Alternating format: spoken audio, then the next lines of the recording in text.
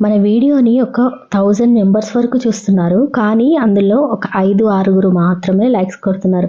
నాకు అర్థం కాదు, లైక్ కొడితే నాకేమన్నా మీ తంబు పడితే నాకు ఇక్కడ పెన్షన్ ఇస్తారా ఏంటి?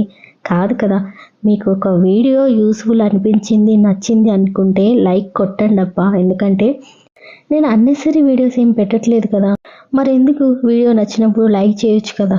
ఒక చిన్న లైక్ వేరే వాళ్ళకి షేర్ అవుతుంది.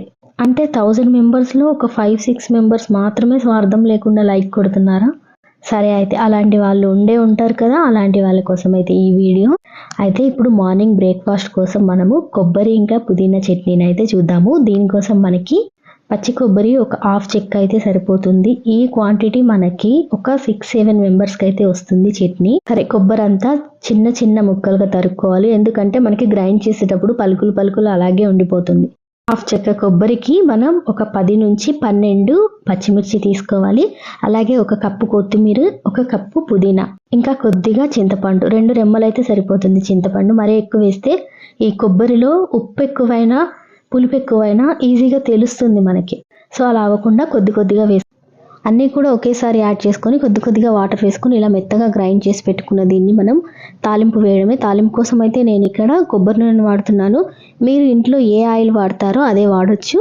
పోపు దినుసులు ఇందులో కొద్దిగా ఎండుమిర్చి, ఇంగువ, కరివేపాకు, మనం రెగ్యులర్గా పోపు ఎలా అయితే వేసుకుంటామో అలాగే వేసుకోవడం అంతే.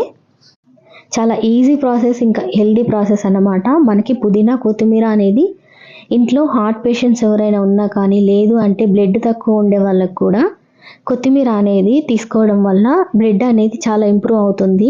కొత్తిమీర పుదీనా మనం డైరెక్ట్ తీసుకోలేం కాబట్టి ఇలా చట్నీ ద్వారా అయినా తీసుకోవచ్చు. అలాగే హై ప్రోటీన్ ఉంటుంది కొబ్బరిలో, పచ్చి కొబ్బరిలో.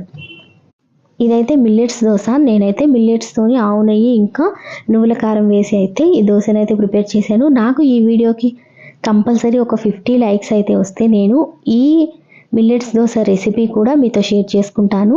ఎందుకు అంటే నేను ఇంతగా చెప్తున్నాను, ఒక వీడియోని మనం నార్మల్గా ఇంట్లో వంట చేసే వాళ్ళకి ఒక 15 మినిట్స్ 10 మినిట్స్లో అయిపోతుంది. లేదు మనం ఒక వీడియో తీయాలి, అప్లోడ్ చేయాలంటే మాత్రం అదే కుకింగ్ మనకి 1 అవర్ దాకా అవుతుంది అన్నమాట. ఇది వీడియో తీసే వాళ్ళకి అర్థమవుతుంది. మరి అంత కష్టపడి వీడియోస్ తీయడం ఎందుకు అంటే, ఈ రోజుల్లో 19 కిడ్సే హెల్దీ ఫుడ్ తినట్లేదు.